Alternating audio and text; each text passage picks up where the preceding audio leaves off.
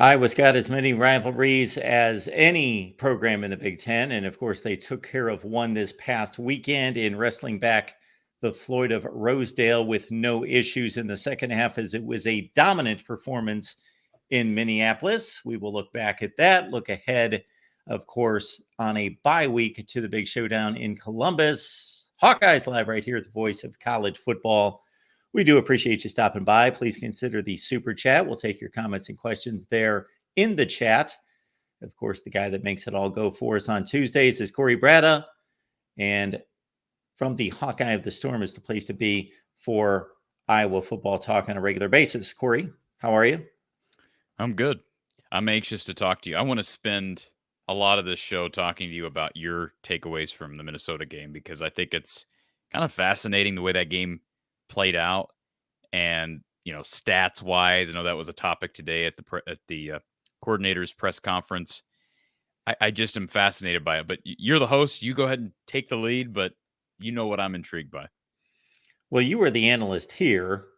And I got to say, I didn't see as much of the game as I was anticipating that I would. So I Confession didn't see time. a whole lot. And then I usually take these Tuesdays because of this show and other shows and obligations, Michigan being one of them, to catch up on things that I was unaware of. But yeah, it looked like the defense was airtight, excluding a couple late second quarter touchdown drives when Minnesota got it together. And of course, Caleb Johnson's the talk of not just Iowa football, but across the country to a certain extent. Is Erica? So Yes. I was so did you not watch? Not to pry, but did you not watch because you ended up watching a different game? Or did Well, something? my Saturday, which cascades from game to game, gets to wrapping up a bunch of 3:30 videos, or two 3:30 videos on the 3:30 Eastern time window, and then it gets to be 8:15, and then I'm kind of like, okay, what games are good? My plan was Tennessee, Oklahoma, and Iowa, Minnesota, and then I'm trying to catch up on those. And yeah, I don't have a great grasp on it. Those were my two games to watch in prime time, and then I kind of veered off in some other directions, especially not that Iowa had some kind of huge lead, and of course it was close, and I know they were down 14-7. They outscored them. Iowa outscored them 24-0 in the second half. Yeah, so it was, it must have been 14-7 at the half then. So I know that you can't really play this game because we could be doing this forever. But what do you make of, like, it was not a bunch of garbage time stuff. They were up 31-7 or 31-14 and basically sat on that for much of that fourth quarter. So I guess my question is, they scored 24. They outscored them 24-0 when it counted in the second half. So one, that tells you the defense looked a lot better in the second. Not that they were bad in the first, but they gave up two drives where Mr. Brosmer was really good, really accurate with the ball. Looked like he was gaining some confidence, and they marched down the field a couple of times, and he was accurate with the football. I didn't think it was bad defense from Iowa. They didn't give up these massive, super explosive plays.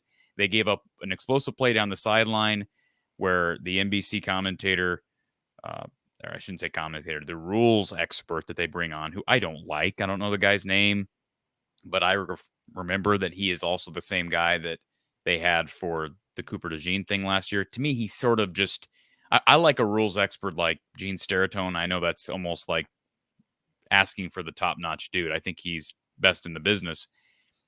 But to me, this guy for NBC kind of just agrees with whatever the officials say. And they oftentimes will bring him in after, react to what the officials said. I just think that's kind of cheap and stupid. And one of the commentators even made the comment, here's my problem with the NBC broadcast. They went to break, the big play in the game, right? They go to break right when they announced that they were reviewing it. And this is a difficult catch. I mean, I don't know if it was Daniel Jackson, who it was for Minnesota, pinned the ball on his side, had 1 foot down, but was kind of bobbling it, but looked like he got it pinned with his foot still, 1 foot still down before his other foot hit out of bounds. And I think it was the right call. I think it was a catch. However, I think it's a catch primarily because it was called a catch in the field, and there's not enough evidence there to overturn. But the NBC crew acted like, oh, it's just obvious catch, just obvious catch. And it was pretty good defense from Deshaun Lee. I thought Deshaun Lee came in. That's a storyline that we haven't really talked about a lot, even during the postgame with Coach Patterson on Saturday. TJ Hall, it's funny, NBC still had TJ Hall's name up on the broadcast as a starter. Deshaun Lee played, I think, from start to finish at that primary corner spot opposite Jamari Harris and looked good. And, that's the luxury of having two guys with experience and a third guy they really like in John Nestor. One guy struggles. Not that you want to pull the plug right away, just like we don't do that with Cade McNamara, but you have a guy that can come in and play. And I thought Deshaun Lee did a pretty good job. Minnesota's got some good skill position players. I say that every year. I thought I would stand by what I said. I think they have taken a step back. They don't have a Rashad Bateman. They don't even have a Chris Ottman-Bell, but Daniel Jackson's really good. He's a little bit better than I thought. I thought he was impressive with basically everything he did, and I thought Iowa defended him pretty well. I think two things to clean up, one on offense, one on defense, and then there's several more things, but two primary things, from my opinion, from watching the game on Saturday, Mark, and rewatching the game on Saturday. Missed more tackles than we're used to seeing from an Iowa defense. I counted at least 3 from Jamari Harris, counted at least 1 or 2 from Sebastian Castro, and I think I counted at least 1 or 2 from Kyler Fisher. And Minnesota did a nice job there, especially in that first half, getting some of their quicker, more athletic players isolated on Kyler Fisher. And, there's the disadvantage of going back to your traditional 4-3 and kind of why Phil Parker transitioned to more that 4-2-5 with that hybrid safety linebacker look years ago, because it gives you a little bit more flexibility. And especially with play callers. And I was impressed with what's his face for Minnesota, the offensive coordinator. What's the guy's name, Mark? I should know this. Well, it's not Kirk Shiraka anymore. I don't know. I wanted to say Shiraka, but it's another. No, it's Harbaugh. I think it's pronounced Harbaugh. What's the guy's first name? But it's spelled Harbaugh. Anyways, they were highlighting him during the broadcast. I was impressed with how he called that second quarter. And like I said, they've still got some receivers that are skilled, that make you miss. And, between Taylor and Major, they got a pretty good tandem at running back. Now, their schedule's a bear. And I'm afraid the way they kind of shriveled in that second half, it was equally as impressive as it was disturbing if I'm a Minnesota fan. I got a text from your guy, or not a text, but a direct message on the live stream on StreamYard. Mark, how many calls we get after each of these games. And we had, 8 people, 10 people on hold. And your guy, Minnesota Dave, and I'm not jabbing at Minnesota Dave, but I just thought that was funny because he recovered from this statement. But he sends me a DM during the live stream, shortly after he got on. He says, if you can put me on as soon as possible, that would be great. Like, what do you want me to do? I got 10 people on hold. Okay. We'll just put you in front. Anyways, he ended up coming on later. Thank you, Aaron. Greg Harbaugh Jr., spelled like Harbaugh, but I think he says it's pronounced Harbaugh. Okay. So I wondered about that. I did see the portion of the game when it might have been the beginning of the game. No, I didn't rewatch it. Anyway, a portion of the game where I saw that name come up and I thought, yeah, I don't think any relation to the Harbaugh family. And I think that's why he's like, I'm not pronounced differently. I think that's why I haven't done enough research, and I don't know a ton about his background. I remember researching him during the off season because this is his first year, isn't it, Mark? Shiraka was there last year? Yes. Or second year. It might be his second year. Anyways. I believe it's his second year. It doesn't matter. My point is they do have a pretty good group of skill players, and Brosmer had his moments. I just don't know. I don't know what exactly they're missing. They don't seem to be as strong at tight end, although they did have a tight end make a touchdown catch, a pretty good touchdown catch off a brilliant throw from Brosmer. I don't know what it is. I really don't know what it is that they're missing. I think they have the potential. I thought they looked for a time like they had the potential to be a good team. And then I look at the second half and I think their line is probably not as good as it has been. We talked about that going into the game. I think their rush defense, I mean, we the numbers heading into this game were excellent. I mean, they were top 20 in basically every defensive category. And I know but everybody's playing nobodies, Mark. We talked about this. So, top 20 is good. When you're talking about the Power Four, your TV went off because it didn't like the facial expressions you were giving me. So I don't know how good they'll end up at the end of the year. All I know is Iowa put up 24 in the second half. Caleb Johnson ran wild on this team. And I've been wrong several times already this year with predictions. I had this one right. I had the spread on the dot. I had Iowa winning by 17. I had the final score of 27-10. It was 31-14. So, give 4 to Minnesota, give 4 to Iowa. And I don't know. I kind of feel better, and certainly feel better than I did after Iowa State. And I feel better than after Troy as it relates to heading into the Ohio State game. I still think having the bye week when it is great. I know people have criticized Iowa, how they've come out of the bye week in times past. I will remind everybody that Tim Lester is the offensive coordinator this time around. And I think bye week preparation could have a greater impact for the coordinators than it does just the head coach. So you may see the biggest growth, and probably should see the biggest growth with the offense, with a new coordinator, and with a unit that showed little to no growth during past bye weeks under the previous OC. So reasons for optimism. This is going to be a fun game, 2:30 p.m. Central Time in a week and a half. I kind of wanted it to be a big noon kickoff, but boy, 2:30 on CBS, you can't go wrong with that either. What's the big noon game? Do you know, Mark? I don't. For that week? Yeah, you're focused on this week. I get it. But I don't. You and I kind of both. It's hard to predict these things now with CBS, Fox, NBC sharing the load. I mean, you basically get primetime all the time. And how about, what I thought of you Saturday night? I thought of you Saturday night because during the NBC broadcast, I think it was toward the end of the NBC broadcast, they announced next week's, as in this week's, NBC schedule. And they announced Ohio State, Michigan State. And correct me if I'm wrong, is that game on NBC? It's on Peacock. It's on Peacock, Mark. Yeah.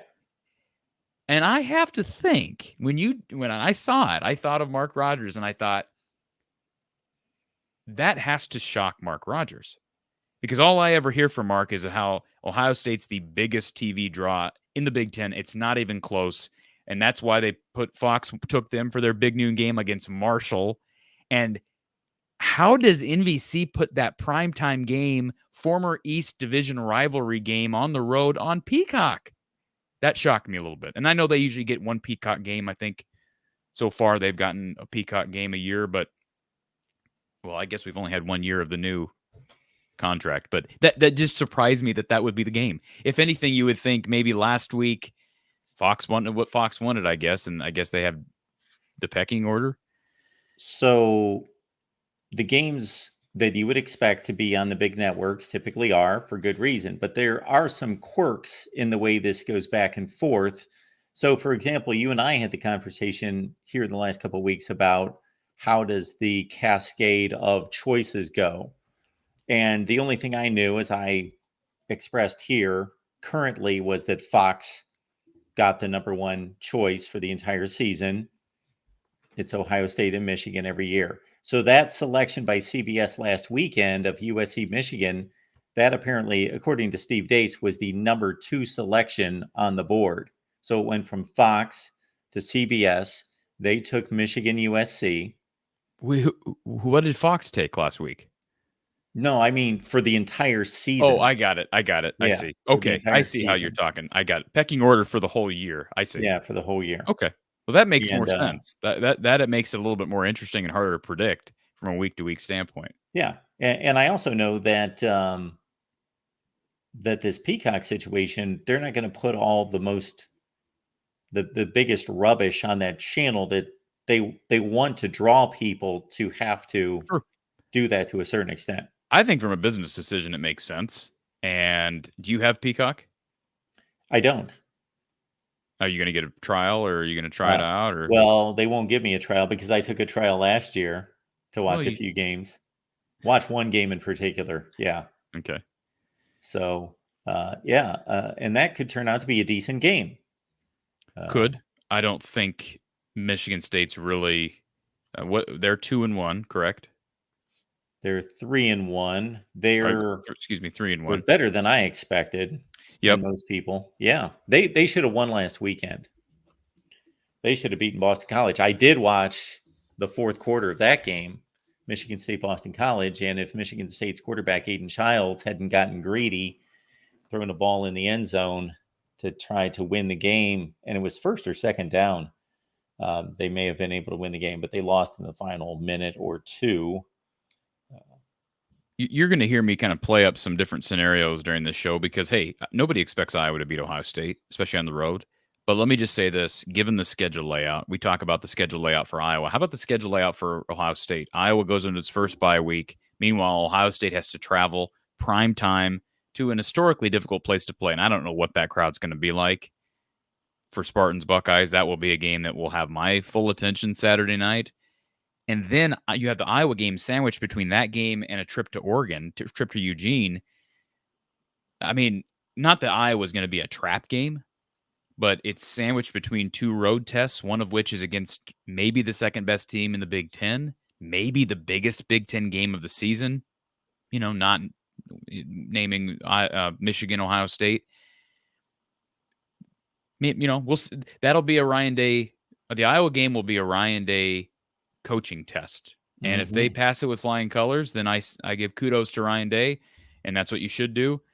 But there are times when, it's also late in the – I don't know what the average first bye week for most teams is, but given the schedule, I believe everybody gets two – no, am I wrong on that? Not everybody gets two byes? Yeah, Yeah. When is Ohio State? I'm looking at the schedule here. Ohio State has – okay, they already got their bye. Well, they got a bye, yeah. That's so weird. Okay, that's such a weird time to have a bye 2 games in after Akron and Western Michigan. That's the whoever makes those the bye week layouts. I don't know how that works. How does the bye weeks work? They've got a bye after Oregon. They get a bye after Oregon, but my point is they wasted a bye in a sense. Yeah. I'm sure they didn't want to bye after beating up on two MAC teams. That'd be my take. But the way Iowa played in the second half, back to Iowa, the way they played in the second half, they were really good defensively, really stymied the run. And frankly, they looked good in the first quarter too. It was really that second quarter when things kind of got away from a little bit. I'm sure Ohio State and a lot of teams will look at what Iowa State did in the second half and what Minnesota did in the second quarter and what Illinois State did in the first half, even what Troy did in the first half. Mark, this is the growing storyline with Iowa football is, can they put together 4 quarters? And this was the first time, I think, this season where they put together 3 quarters, 1, 3, and 4, but they have not put together 4.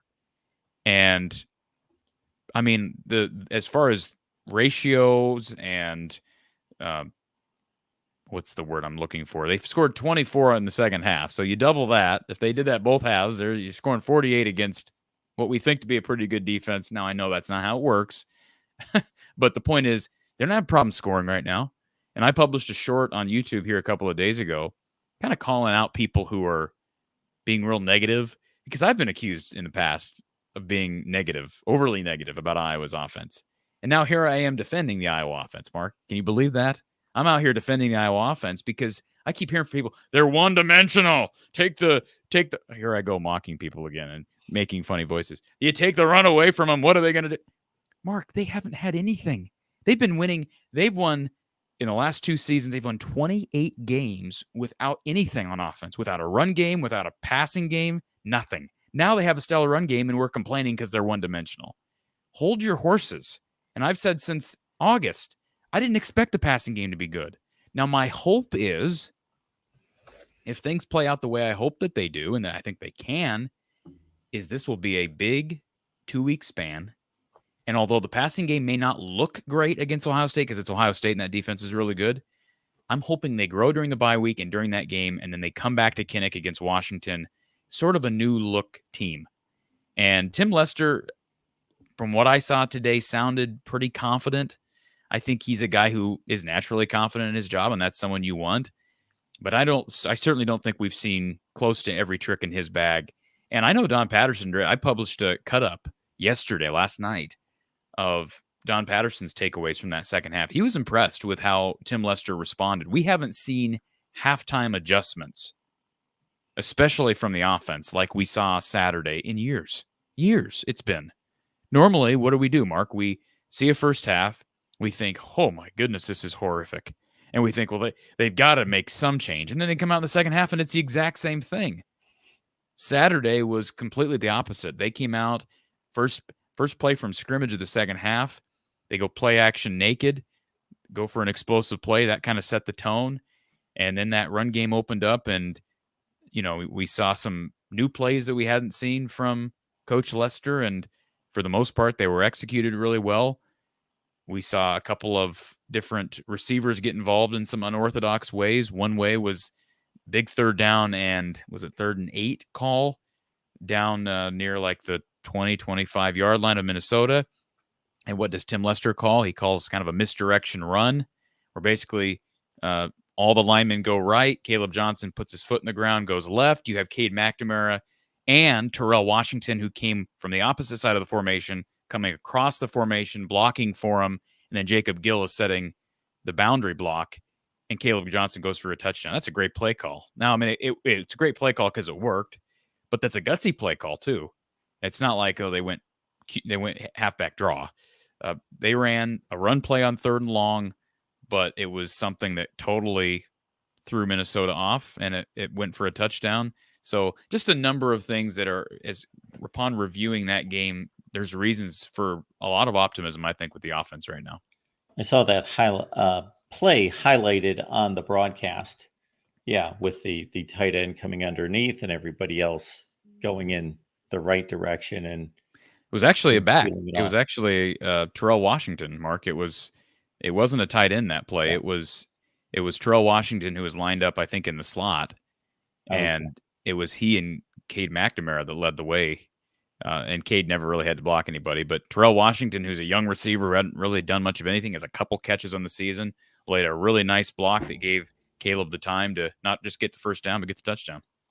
I saw on 247, related point to the running game, that Caleb Johnson's statistics, which are ridiculous at this point, he's averaging about 175 yards per game at least, and leading the nation in rushing. And he's had a big game against everyone. And now against a Big Ten opponent, 206 yards, 9 yards per carry. That even against 8-man fronts, his yards per carry is exceptional. It's over 10 yards per carry. Yeah. So, give credit to Caleb Johnson, but give a lot of credit to that offensive line. Give credit to the tight ends, the backs, the fullback, Hayden Large, who's running, what do they call it? Kind of like is it a T-back or an H-back? Not really the traditional fullback style. They've got him. They bring him back as a fullback a lot, but they also line him up on either side of the formation. I like what they're doing right now at the run game. And, last year they at times created big plays, but it was very limited with a couple of different plays, a lot of counter, and they've run some counter. They ran, I think what coach called it, our counter in the second half, which I think produced a big gain. And Caleb Johnson right now is playing like not just an all Big Ten guy, but an All-American. I saw Heisman odds earlier today, and he was missing the top 10 Heisman odds, which I think was interesting. I asked Coach Patterson after the game, I said, should he be in conversation for Heisman talk? And Don said, no. And I said, come on. See, I disagree with that. At this point, whether you think it's fair to have Heisman discussions or not, and the reason Don doesn't like it is because he didn't think we should be talking Heisman after week 4, and I get it. But why wouldn't he be in the talk right now? I don't think he's going to win the Heisman, but I'm just saying the leading rusher in the country. Now, the kid from Boise State's having an exceptional year as well. They've played one less game, but they're on pace right about the same. And as you mentioned, Caleb's done it against 2 Power 5 opponents now and 2 good defenses in Iowa State and Minnesota. It's what we do. We talk about the sport from all various angles, and that being what I consider the most prestigious award in all of sports. And yeah, I did not anticipate talking about Caleb Johnson in these terms, but if we're going to talk Heisman Trophy now, if he goes against Ohio State in 2 weeks and puts up 150, that will change. That's going to be, if that's ever going to transpire, and he's ever going to be on actual Heisman boards, he's going to need to do it against Ohio State. I don't think there's any other way, any other path to him winning the Heisman. Like, if we want to actually have that conversation, it is sort of silly having it this early. But if there's any path to him winning a Heisman, it's probably having big moments against Ohio State in a week and a half. Maybe that game against Nebraska. But now with the Nebraska loss to Illinois, that Ohio State game, even though nobody expects him to win, became more important after Illinois won that game Friday night, because it just takes away from Nebraska's resume, unfortunately. And I don't know who else on the Iowa schedule. We talked strength of schedule preseason. I still don't know who on the Iowa schedule is daunting, Mark. Can you tell me? Is there anybody on that schedule that's daunting? I would like to see them play. If I could see them play anyone in the conference, it would be USC. That would be a slam dunk choice. And now I want to see them play Illinois. But of course, what we've got is the second most daunting game on the schedule. If they continue to play, based on what I've seen thus far, it's either the Michigan State game on the road or it's Nebraska. Wow. I would not have expected you to say Michigan State. Now, Washington, I didn't watch the game. They have one loss, and that was to a rival. But they did blow out Northwestern. Doesn't sound like Northwestern. I mean, I looked at the stats. I didn't watch the game, but it sounds like they were horrid. Yeah. Mark, I'll be I'll be right back. I got to slip away just for a second. Sure. I took in the first quarter of that Washington game against Northwestern, and yes, Northwestern scoring 5 points. It was a pretty atrocious display of football there. Do we have Corey back? Hey there. I'm back. I didn't know whether to bring you back or not. Okay. Yep, I'm back. I caught about the first quarter of the Washington Northwestern game. Okay. Well, last night I just clicked on it. Washington did. The numbers would say they dominated that game. So maybe Washington, I think week after the game against Ohio State, that could very easily be one of those games. I mean, after the Washington game, there's a stretch, Mark, for Iowa. I'm looking at, let me see here. So between Michigan State, Northwest, yeah. So you get Washington, Michigan State, who might be the other team you mentioned, Northwestern. You have UCLA. What do you make of Maryland right now? I mean, I know they had that win against Virginia. They beat Villanova, lost to Michigan State. They've been unimpressive, it looks like to me. The little bits I've caught of them, they've been unimpressive in their wins. Like Virginia's horrible, right? Yeah, they're pretty horrible. They're not pretty horrible. Pretty horrible. How do you become pretty horrible? Pretty brand of horrible. Yeah, there are worse teams out there. Yeah, the Maryland game. I lost track of where I was headed after this. There was something in my mind in terms of some direction to take us, but we'll tell you in the meantime. Corey, of course, is at from the Hawkeye of the Storm, and the audio, of course, is available there as well on your favorite audio platform. I had a point to make about Maryland or something related to that, and then it just completely left me. Well, we got a super chat from Jack. Do we want to address that? Let's do that. All right, Jack. Appreciate you being here. Hey, all. I'm sorry I'm late. How much should we read into Tim Lester being overruled on deep shots? I brought this up to Corey before we came on. So I haven't listened to the entire press conference. I was caught up with some other work, but I did catch the quote because you and I talked about it, and I'll have to review the whole thing in its context. I don't even know that I can really comment on that, other than I'm not shocked by that. But I my big question would be, to what extent is that happening? And again, I gotta hear the context from Tim Lester regarding those statements. But in certain situations, let me just defend Kirk for a second. In certain situations, the head coach is going to make the call, run, pass. You know, I would guess in certain situations, let's pass, but let's make it a safe pass, intermediate pass, whatever the case may be. So I just don't know, but I know a lot of people will say, there goes Kirk, controlling the offense. I like that Tim said it. I hope I didn't get Tim in trouble, but I like the fact that Tim said it. That's what I took away from it as well, is And that he feels comfortable enough to say it. what's wrong with that? What's wrong with saying it? Kirk shouldn't be ashamed of that because, hey, Brian could have said it. Brian could have, if that's what was happening, and I think that probably happened, but I also think there was just a lot of poor play calling over the course of his tenure. If Brian was getting overruled consistently, I'm sure he could have said it and whatever. But maybe I'm just totally seeing this season through fan-colored glasses, black and gold glasses.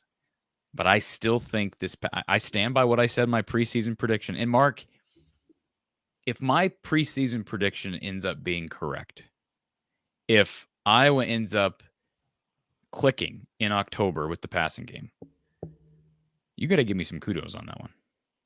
Because I was pretty specific when I said that preseason. I said the running game is going to work right away. They're going to guide them. And then you hit October, you're going to see the passing game start to click. And that's why I think my prediction was 10-2. Now, I didn't think they were going to lose to Iowa State. I was hoping they'd survive that game without the passing game. They weren't able to do that, and that hurts. That's why they could end up 9-3. Still hopeful for 10-2. I think everybody on the schedule other than Ohio State, I would consider beatable. And maybe if Iowa brings its A game, the other part about this, we talk about improvements during the bye week. Maybe, just maybe, we didn't see any trick plays, anything cute up Tim Lester's sleeve against Minnesota. Maybe he has something ready for Ohio State. Maybe he'll have something ready against Ohio State. We've said that in the past, but this is a totally different animal now with Coach Lester at the helm. Well, the good side of that as well is that if Tim Lester had a few shots dialed up and they didn't need them, they clearly dominated in the run game. It may be to Kirk Ferentz' credit that he said, whoa, we're fine. We're good. We don't need to do that, because then these are going to be new against Ohio State. Absolutely. And if I don't think it doesn't sound like Tim was complaining about that. I mean, he may have been saying it like CD said in the chat, tongue in cheek a bit. So like you said, hey, not giving anything away. And Kirk is he's a more experienced coach than Coach Lester. So you hope that the give and take relationship there is Coach Lester, from a play-to-play standpoint, is giving you play-to-play calls. And then at big moments, Kirk is going to defer, or even in some cases overrule, based on how he feels the game is going and the flow of the game, situational stuff. I've been critical of Kirk for some game management stuff, specifically the game against Iowa State. I thought there was horrible game management in that one. The game Saturday wasn't as close, so it's hard to evaluate them as it relates to game management. But if they don't take shots, I've said this before, not with Coach Lester, but in the past, if they don't take shots against Ohio State, and I know it's not always as simple as just take shots, but they've got to have something new. And they had new stuff for Minnesota, so I would expect him to have something new for Ohio State. They're not going to win. They're not going to win if they just go there and do what Iowa normally does against the better teams in the conference. Like, they're just not going to be able to do it. So maybe that means a trick play on special teams. Maybe that means that Cade finally connects, because he's tried to take shots down the field. He had a pass to Caleb Brown against Iowa State. Might have been a touchdown. Had a pass to, I think it was either Jacob Gill or Caleb Brown at week 1.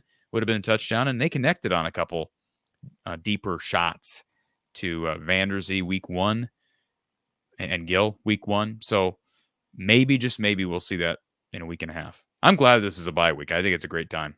Oh, it's a great time for a bye. Absolutely. And again, Iowa can thank Michigan State for being better. Now, that doesn't mean Ohio State doesn't go up there and win 51-10, but they probably don't. they probably also don't go up there, and it's probably not razor close. It's probably a semi-comfortable win, but that they have to get into the fourth quarter to make it happen. So you think Ohio State's right as of right now maybe a 16, 17-point favorite or more? Oh, they're a bigger favorite than that. I haven't looked at the line. Well, I don't. Are there lines already? Oh, So, yeah. I just looked up the Iowa Ohio State line. What do you think it is? well, that's what I'm talking The about. early line. I'm Oh, I thought talking. you were talking about Michigan State. No. Oh, I okay. would think Michigan State would be at least 25. Yeah, it is on the road. The site that I go to sizes up about 8 different sports books, and there's only 2 that had the line out, but it's Ohio State by 24 I'm seeing Ohio State by. What are you saying for Iowa? against Iowa, 24. Okay, yeah, that's what I'm saying. And then as far as Michigan, let me pull up Michigan State because I am curious. That's got to be closer to 30. No, well, it's on the road, so Yeah. maybe it's about the same. It looks like Ohio State, Michigan State as of right now. Yeah, basically 20, right at 24. Well, what you're seeing out of Iowa in this game against Minnesota is, okay, this is the first Big Ten opponent they've faced. Well, they faced Iowa State, who's as good as half the Big Ten at least. But this is the first time that we've seen Iowa against a decent opponent be able to open up the offense. Not that they did it. When I say open up the offense, they didn't do it from a passing standpoint. They only threw 18 passes, but to dominate on the ground, like, when's the last time that they had this kind? Well, I guess they did again against Iowa State. They were this effective on the ground for most of the game. So this is becoming. This is the second strong opponent defensively that they've been able to run the ball right down their throats. And that's what I said Monday on that Google YouTube short was, do people realize with the schedule, if the defense can just avoid giving up big plays, and most of the teams on the schedule don't present this massive challenge in that regard, they're going to win a lot. I mean, it's hard to not see them win at least 9. At least. At this point, that's how I feel. If the run game stays the same, and it could go away, but no reason to think that at this point. If they go 8-4 from where they stand right now and the way they look, that's a disaster. Big fail, yeah. And I think 9-3 is a big disappointment. I think 10-2 should be the minimum in their minds. I mean, right now they need to be focused on going 11-1 and winning against Ohio State. That's got to be the focus. Not to sound like a coach, but if they beat Ohio State, then they have a chance to go 11-1. A good chance, I think. Assuming they don't have a letdown against Washington the next week. Well, they've gone 10-2 the last 2 out of 3 years without an offense. And their schedule's not substantial, even though the conference is substantially better. Their schedule's not substantially tougher. Right. Because no Michigan, Penn State, USC, Oregon. And so they've got a capable quarterback, even though I don't think it's necessarily the right decision, a better quarterback than what they've had since 2019. Mm-hmm. And the offensive line playing this well. This is the best run blocking you've probably seen in how long? Yeah, I think it's better than what we saw in 2020, but they were really good in 2020. I mean, I give them credit. That was a weird year with the COVID thing, but they ran the ball well, and they scored quite a few points that year. But this is better, and they have a better back. Tyler Goodson, Mekhi Sargent were good. Caleb Johnson has the potential to be great, and he's showing some real big flashes of greatness right now.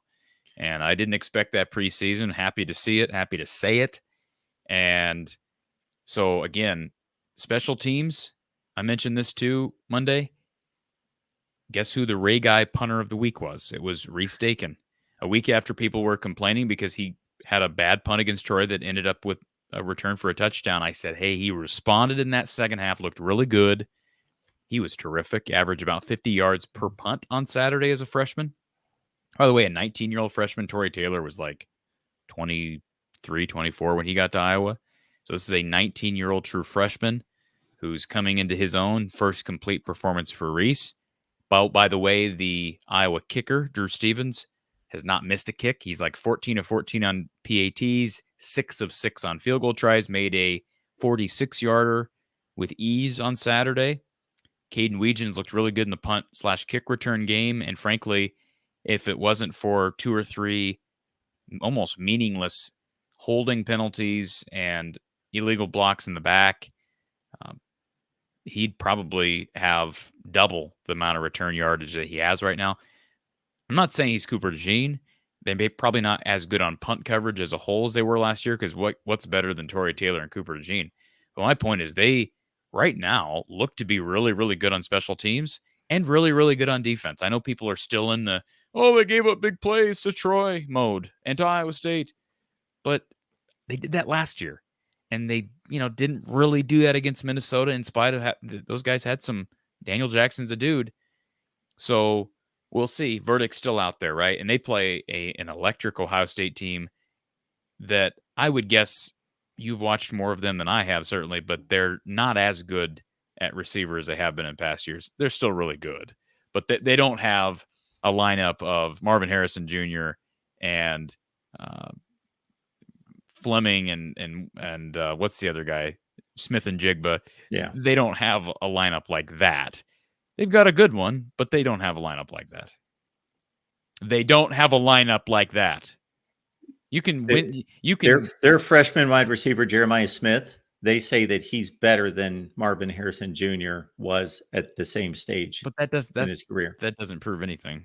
Well, proves that he's better than Marvin. It doesn't prove Harrison anything Jr. about this game. What do we care where Marvin Harrison's development was when he first got to Ohio State? I'm talking about when that group was they're good. When that group was older, like in year 3. I believe they were in year 3 when they played Iowa, right? Or year 2 at least. They're probably good. They didn't throw the ball a ton against Marshall, did they? From what I saw, by the way, why are they playing 3 MAC teams? They did play 3 MAC teams, didn't they? What kind of a non-conference schedule? What on earth? Okay. Do you want me to explain this to you? I explained this to somebody this week that was all going crazy. Yeah, that is not a good non-conference schedule and not a schedule that Ohio State should be playing. And so somebody called me and they said, they're ducking teams and they're scared. And okay, come on. they play Notre Dame, Texas, Oklahoma, etc. every year. They've got Texas on the schedule next year. Okay. So we understand they're not scared of playing anyone. We criticize Michigan. We criticize Michigan. That's the only reason I bring it up. We have criticized Michigan for scheduling. This is what happened. You know what happened with Michigan? Michigan had UCLA scheduled home and home, and they canceled it for no reason. For no reason. Ohio State had Washington canceled. They had Washington. It had to be canceled. Okay. So well, that sucks. Washington joined the conference. Yeah, I want to see them play somebody good. Yeah. Why can I ask you? They will. Yeah, but can I ask you a question? Why would Washington have to be canceled? Why are you playing an extra conference game? Why can't you treat it as a non-conference game? Why can't that game just be played as a non-conference game? What would be the harm? It can be. Other conferences do that. The Big Ten has never done that. Oh, well. I guess that'd be my only pushback. And is that an Ohio State decision or a Big Ten decision? Is Big Ten mandating that Ohio State cancel those 2 institutions cancel? I don't think so. So wait a minute. So Washington, did they normally play 4 non-conference games? They play an 8-game Pac-12 schedule. How'd they get Wazoo on the schedule then? They play 2 Power 4s? Washington State was in their conference. So that was a conference game before. Okay. So they wanted to keep the rivalry together. I got it. So because it was on the schedule as a conference game, they were able to retain that as a non-conference game. So and replace with Ohio State, this is my guess. They didn't want to go to the West Coast twice in one season. I know that the Big Ten's trying to keep anyone from doing that. Sure. Going to the West Coast twice. Again, I could push back on this all day if I wanted to be devil's advocate, but my extra thought is you couldn't get an Oregon State to play you. You couldn't get a Wazoo to play you. You couldn't get like a Boise State to play you, or even a team on short notice. Well, maybe not. They just did this. Washington just joined the conference like 6 months ago. 2 years ago. No.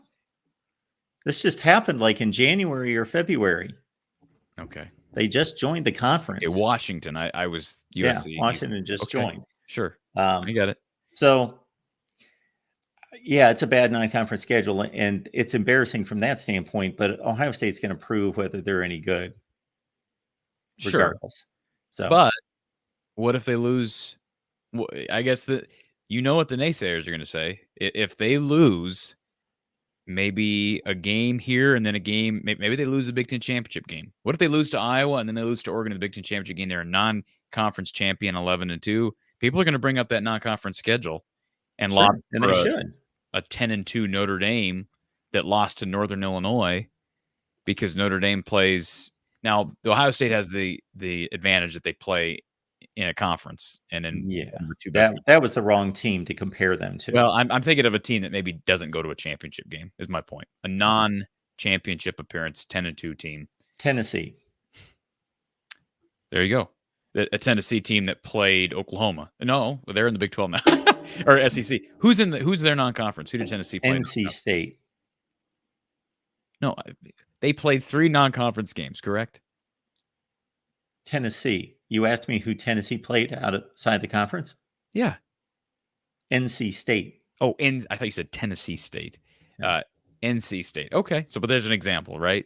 The Tennessee fans will be lobbying for 10-2 Tennessee because they actually played a good P4 non-conference opponent. Yeah, but you should compare the entire schedule, of course. But would you agree that it would have been smart for Ohio State to pursue a Wazoo or an Oregon State or someone else? Don't schedule 3 MAC teams. Can you schedule somebody? So AAC. I don't think they care. Charlotte wouldn't come up to play you. Like, schedule somebody. Charlotte? Somebody from a better conference. We don't need the MAC. Can we get the American? Can we get the ACC, or can we get some other conference? The Mountain West is available. You know what I really think Ohio State thinks? That they're better than everybody else? Going to go 11-1, and it doesn't matter. All right. Who are they going to lose to? Who do they think they're going to lose to? Oh, well, I don't know that they think they're going to lose to anybody. That 11-1's the minimum. We'll wait and see. I will say that I do think it's the best team in the conference, and I don't think it's. What is Cardi G talking about? Losing credibility, saying Ohio State isn't as good. Who has said that? Who has said that, Mark? No, you just said that they need to play somebody outside the conference, and absolutely they do. I had them preseason as my number 1 team in the country. So get your facts straight, darling, or whoever you are. Maybe she, this individual didn't like the comment about the wide receiver core. Oh, yeah, I've said the wide receiver core is not as good as it maybe has been in the past. No. They're not as good as they have. They're not as good as one of the all-time college football units in the history of the sport. Wow, what a statement! Well, that's really going on a limb, Mark. Anyway. Well, folks, it's a bye week for Iowa, of course, so we just kind of meandered around with the Minnesota game and a little pre-Ohio State talk. But, of course, we will really get after it next week. Hope to have an Ohio State guest because I'm incapable of talking about them. So we will need to bring on an Ohio State guest to break down the Buckeyes, and we will really go through the personnel because I think this is, despite the point spread, I think Iowa has a definite shot in this game. Last thing can I just throw this comment up on the screen real quick? Sure. From Georgia Reload. I've seen this name in the chat a couple of times. You've been seeing these comments in the chat as they No, I've come not in? been looking at the comments. Georgia Reload says, respect Iowa State and take your medicine.